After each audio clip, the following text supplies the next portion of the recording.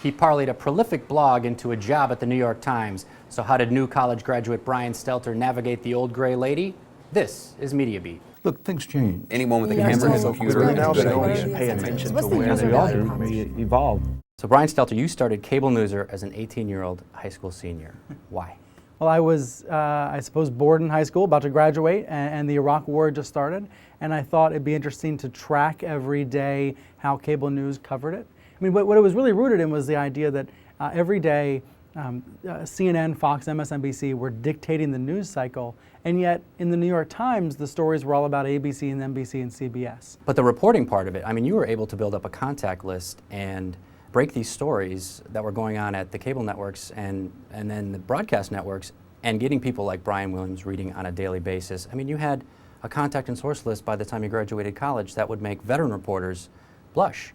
I think it comes back to quantity of posts, of blog posts. You know, by posting 10 or 12 or 15 times a day, sometimes the quality wasn't always there, but the quantity was, and I got better and better at doing it, and so then I was able to have higher quality over time. But I think the quantity, the 10 to 15 posts a day, meant that the industry knew that it was a reliable, consistent source. And so I suppose that's what TVNewser became. It became a meeting place, a kind of common ground even for these TV people. And because they didn't get... A very gossipy business to begin with. Right, people want, very egotistical, right? So people want to talk about themselves, they want to gossip. And because they saw that I was willing to be posting 10, 15 times a day, it was a place, it was an outlet, right? As well as a place to learn. I think that's why Fox and then CNN and then MSNBC, in that order, took it seriously. I mean, Fox PR, very wisely, I think, started providing me daily ratings because they were number one. They had a good story to tell. Mm-hmm. And because I was getting those numbers, then the other channels had to start playing along. You got a couple feature stories in the USA Today, front page of the New York Times in 2006, parlayed that into a full-time job with the New York Times. How was it entering that newsroom as a 21-year-old at that point? I kind of put my head down and tried not to stand out.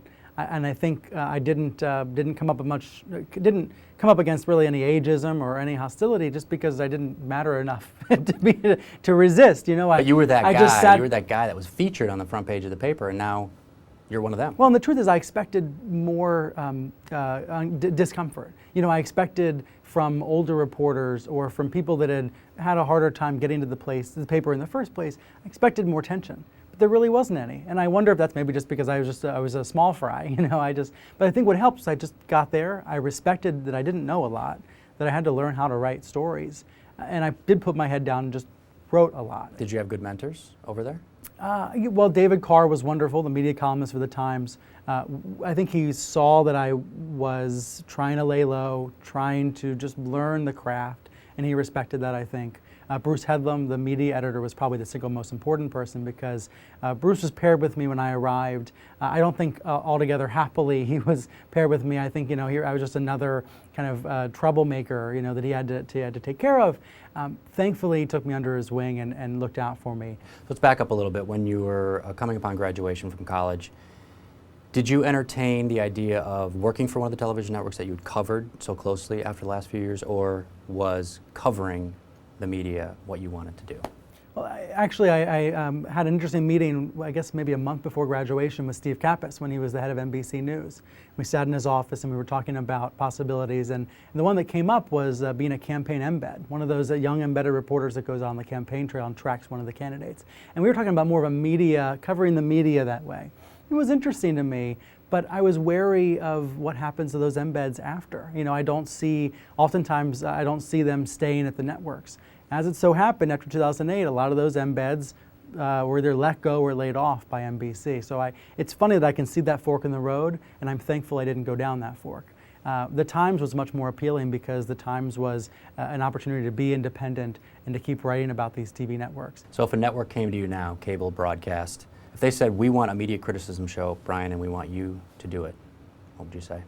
Well, first I'd sit on the bench for a while. I mean, I can't imagine that you would work at the Times or any newspaper, and at the same time have a show on one of these channels that you write about.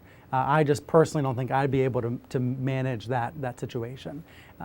Be interesting to have a more of a presence on camera, not necessarily on TV, but the Times is building out more of a video presence. It's kind of a meta conversation to have, you know, because there's all sorts of outlets that are getting into video that didn't used to produce it. And so I'd like to do more video for the Times, but it'd be hard to imagine jumping to a network.